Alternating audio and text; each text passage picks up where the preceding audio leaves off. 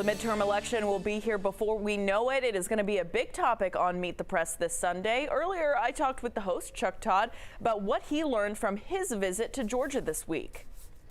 I'd say the biggest thing I took away is if it wasn't for Herschel Walker's scandals, I think the Democrats would be in much deeper trouble in Georgia. You sort of see Georgia, first of all, I'm more convinced than ever, it is a swing state.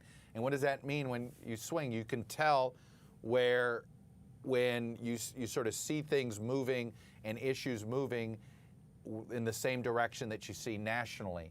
And that's what I took away there. That said, it does seem as if one of the things benefiting two of the Republican candidates, Brad Raffensperger and Brian Kemp, is not being associated with Trump.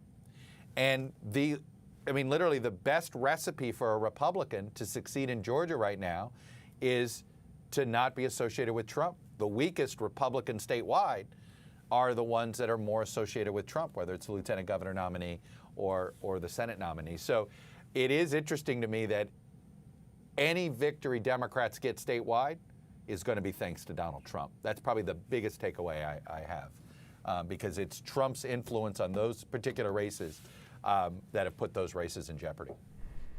We also talked about the robust early voting numbers so far in Georgia. I asked Chuck if that's a sign that the unexpected high turnout on Election Day will continue, if this is going to be a record overall, or if this might signal a behavioral change just to voting early. I'm a yes on both of your questions. I'm a yes and. Look, I do think I do think we're having a behavioral shift, okay? I know I have in my life. Now, part of it is on election days. I work on election days, and I work in another city, so I've made it a habit to vote early. But I do think you've seen a behavioral change. In every cycle, we see more people voting early. So I'm always a little bit cautious on the spike. And here's another reason to be cautious in Georgia. I wouldn't overread it in this way. And it's my understanding that the Abrams campaign isn't exactly spiking the football on this high early vote turnout. Why? Because Brian Kemp's campaign has been encouraging early vote.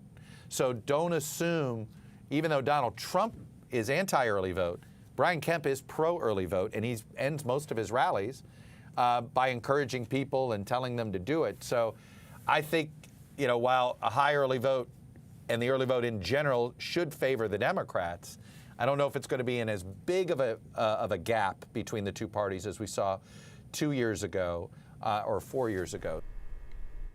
Meet the Press airs Sunday morning at 10 right here on 11 Alive. Chuck is going to focus on the midterm election and have an exclusive interview with Republican Congresswoman Liz Cheney.